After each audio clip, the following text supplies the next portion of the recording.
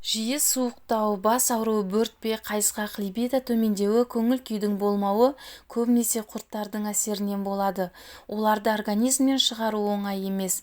Диетологтар гельминтозды емдегенде және алдын алу мақсатында осы жеміс-жидектерді жиі қабылдауды ұсынады. Бұл видеода сол туралы айтамыз. Видеоны соңына дейін қарап жазылуды ұмытпаңыз.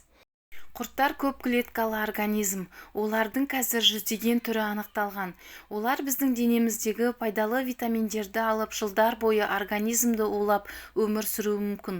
Ғалымдардың есептеуі бойынша біздің планетамызда 3 миллиард адамда құрт бар екен. Бұл әр екінші адам десек те болады.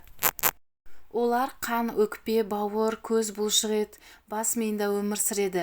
Қауіптісі адамдар ауыр симптомы пайда болғанша жүре береді. Оған дейінгі симптомдарға мән бермейді. Негізгі белгілері өте көп.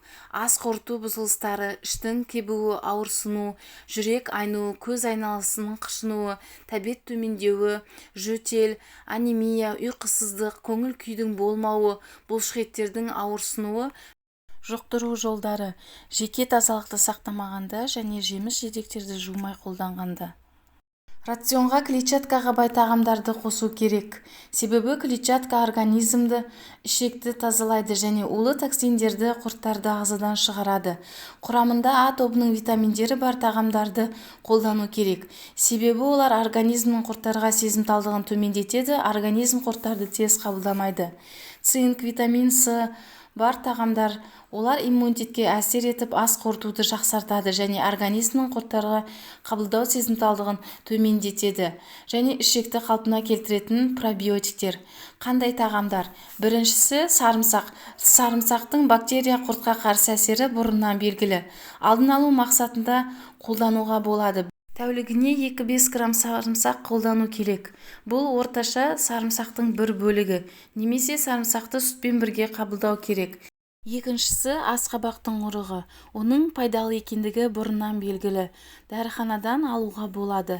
Үшінші ананас. Ананастың піскен түрі, консервіленген түрі болмайды. Ананастың құрамында бромелайн бар. Ол жіп тәрізді құрттарды организмнен тазалайды. Құрттардың пайда болу ортасына кедергі келтіреді. Төртіншісі сәбіз және сәбіз шырыны. Оның құрамында витамин А өте көп. Күнделікті 50 грамм қабылдасаңыз да жетеді. 50 грамм бұл сәбіздің 1/4 бөлігі. Клетчаткаға өте бай. Нәтижесінде асқазан ішек жолдарын қалпына келтіреді. Сондықтан дәрігерлер құрттардың алдын алу мақсатында сәбіз шырынын көп тағайындайды. Бесіншісі лимон және банан. Лимон микробтарға күшті әсер етеді. Лимонның қабығында көп пайдалы заттар бар. Бірақ асқазан ішек жолдары аурулары бар науқастарға жаңа піскен лимон болмайды. Және аллергиясы бар науқастарға болмайды. Лимонмен бірге банан қабылдасаңыз өте пайдалы эффекті еселенеді. Алтыншысы брокколи. Құрамында тиол бар. Ол құрттар, саңырауқұлақтарға қарсы әсер етеді. Клетчаткаға өте бай. Жетіншісі анар. Анар құрамында темір, калий, клетчатка, антиоксидант, витамин С көп. Ас қорытуды жақсартып, организмді құрттардан тазалайды, иммунитетті көтереді. Анарды тәулігіне 1 данасын қабылдау керек. Анардың шырынын да көп қабылдауға болмайды, себебі қан қысымын жоғарылатып, бас айналуы мүмкін.